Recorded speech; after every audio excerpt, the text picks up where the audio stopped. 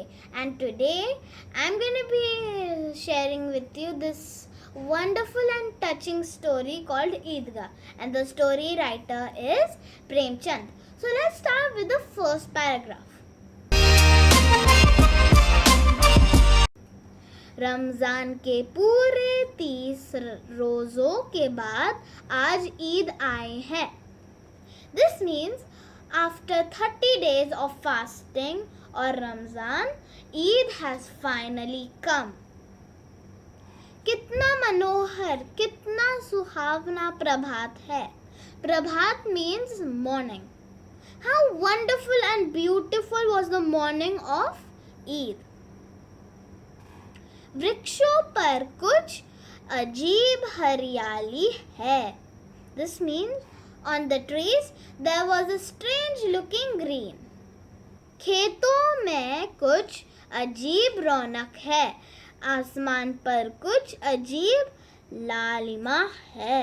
This means on the fields there is a very strange festive look, and in the sky the color of the sky was a strange looking red. आज का सूर्य देखो, कितना प्यारा, कितना शीतल है. मानो संसार को ईद की बधाई दे रहा है. The sun seemed more brighter and cooler than usual, like it was wishing the whole village a happy Eid. गांव में कितनी हलचल है. This means in the village there was so much excitement. ईदगाह जाने की तैयारियां हो रही है. This means everyone was getting ready to go to Idgah. Now we've completed paragraph number 1. Now let's go to the second paragraph. लड़के सबसे ज़्यादा प्रसन्न है. This means the boys were the most happiest. Then बार बार जेब से खजाना निकाल कर गिनते हैं. Means men again and again they counted and recounted all the treasures, means the coins and the money they got. Muhammad गिनता है, means Muhammad was counting. 1, 2, 10, 12. उसके पास 12 पैसे है. This means 1, 2, 10, 12. He has 12 पैसे, means he has 12 coins. Mohsin के पास 15 पैसे है. This means Mohsin had 15 coins.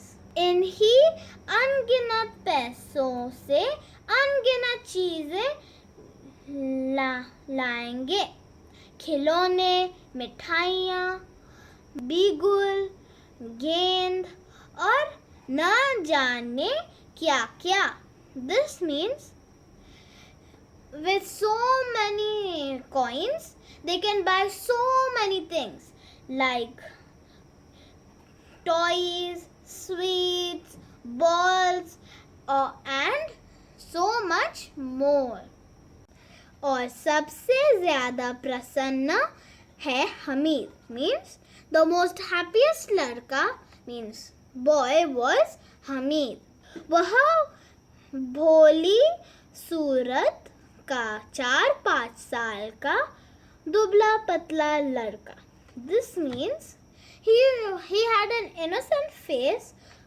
He was 4 to 5 years old, thin boy.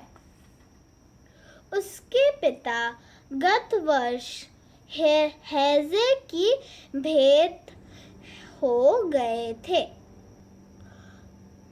This means his father last year got a disease called cholera, so he passed away.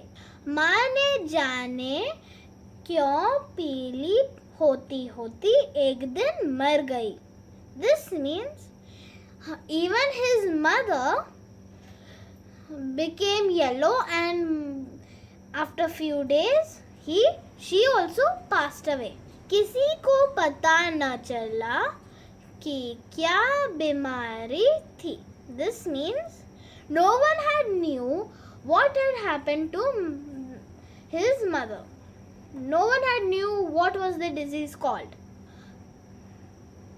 अब हमीद अपनी बूढ़ी दादी अमीना की गोदी में सोता है और उतना ही प्रसन्न रहता है.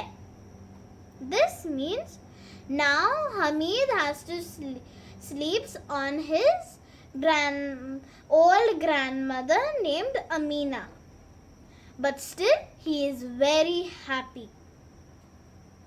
उसके अब्बाजान रुपया कमाने गए हैं. This means his father had gone to get some rupees. अम्मी जान अल्लाह मियाँ के घर से उसके लिए बहुत सी अच्छी चीजें लाने गए हैं. This means his mother went to God's house to get some nice things for him. इसलिए हमीद प्रसन्न है.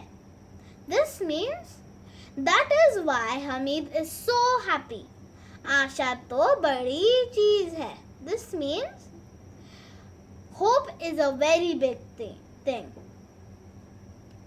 हमीद के पाँव में जूते नहीं है.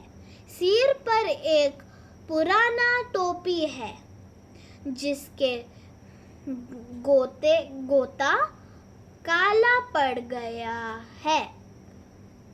This means Hamid did not wear any shoes. On his head he had a very old hat, which of its gold line had become black. फिर भी वह प्रसन्न है. This means but still he is very happy.